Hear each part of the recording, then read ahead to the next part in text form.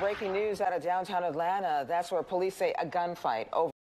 Breaking news out of downtown Atlanta. That's where police say a gunfight over a car break-in leaves one man dead, 3 others injured. Yeah, one of the would-be thieves was killed and the vehicle owner was also shot. Good day's Mark Teichner has details. He joins us live from Grady Memorial Hospital. Mark, good morning. What can you tell us?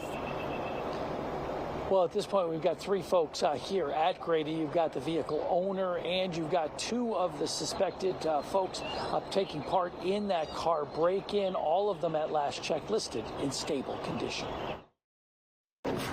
One of the males is deceased.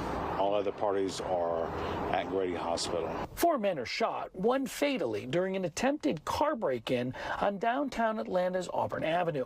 Police tell us around 11:30 Monday night, a man came outside and saw 3 guys trying to get into his red Cadillac SUV, which was parked under the connector overpass. The owner of the vehicle confronted the males.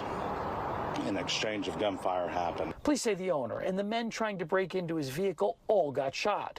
One of the suspects died at the scene. Paramedics rushed the survivors down the street to Grady Memorial Hospital. How many other people? How many are at Grady? 3. 2 other alleged perpetrators that were breaking into the vehicle, as well as the victim of the vehicle. Detectives know the SUV owner was armed, but aren't sure how many of the men trying to break in fired shots. We are reviewing video footage. We're not sure exactly who all had a gun, but we are reviewing video footage of that. Investigators say the vehicle owner was in the area trying to prepare for the opening of a nightclub at the corner of Auburn and Leonard Tate Street. The club is not open. Okay. They were meeting for an opening coming soon, but it was not open at the time. The name of the man who died, not yet known. In fact, he has not yet been identified. If we do get an update from police on this investigation, we'll, of course, bring that new information to you right away. Reporting live from Grady Memorial Hospital in downtown, I'm Mark Teichner for Good Day Atlanta. They're very, very, very nice people. They wasn't in the right. That guy was wrong. A show of support for the owner of this liquor store who allegedly shot a would-be robber. And it was all caught on surveillance cameras outside of the store. Police say 2 men walked into Franja Wine and Liquors in Ridgewood Monday evening. Apparently, the men started taking bottles off the shelves without paying. That's when the owner, 53-year-old Francisco Valerio, noticed what was going on. First, he chased them out of the store, but police say a short time later, the men came back to put up a fight. During a struggle, things escalated, and Valerio pulled out his weapon. Kim Jennings, a longtime customer of the store, believes the owner was acting in self-defense. I'm shocked because that robber was wrong. That's not them. It's them. It's the guy that did that. Recently, several store owners and clerks have found themselves in a similar position. 2 weeks ago, there was a deadly confrontation also in Queens. A clerk at this mini-mart in Kew Gardens turned a knife on a man allegedly trying to steal beer from the store. In that case, the clerk was not charged, but in this case, police arrested Valerio, and he's charged with reckless endangerment. A lot of things are going on all over. I'm worried about the direction we're all going. Things don't look so good. In Ridgewood, Queens, Nicole Johnson, Pix 11 News. A gunfight breaks out during a Metro home invasion overnight. This is an update to breaking news we've been following since this morning. Oklahoma City police are now searching for 2 suspects. Our News 9's Bobby Miller joins us with what we know so far. Bobby? Amanda and Carl, police say this all started near Northeast 23rd and Kelly when the homeowner woke to his dog barking.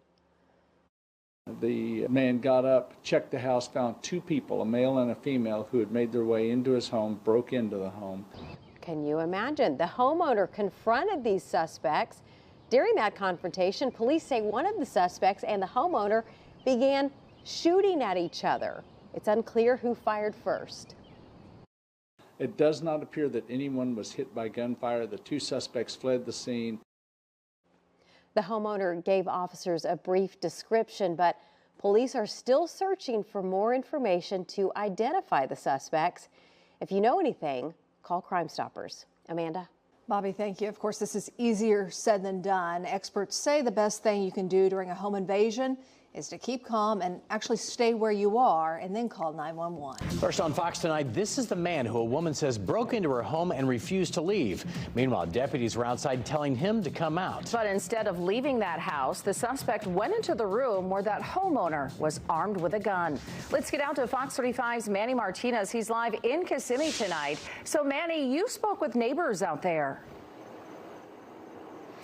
I did, Luann, and they told me that they were kind of shocked in this area to learn of what happened here in this neighborhood, just because they told me it's a quiet neighborhood, but that all changed after a woman pulled the trigger.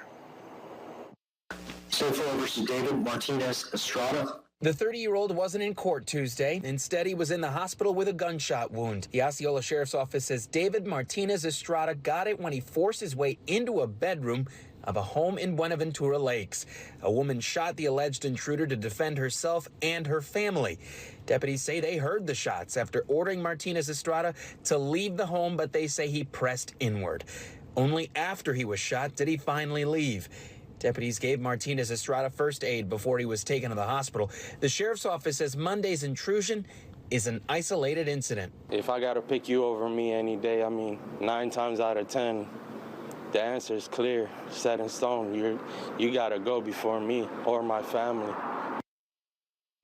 And Martinez Estrada faces several charges, including felony burglary. The judge wants him to return to court when he's medically available.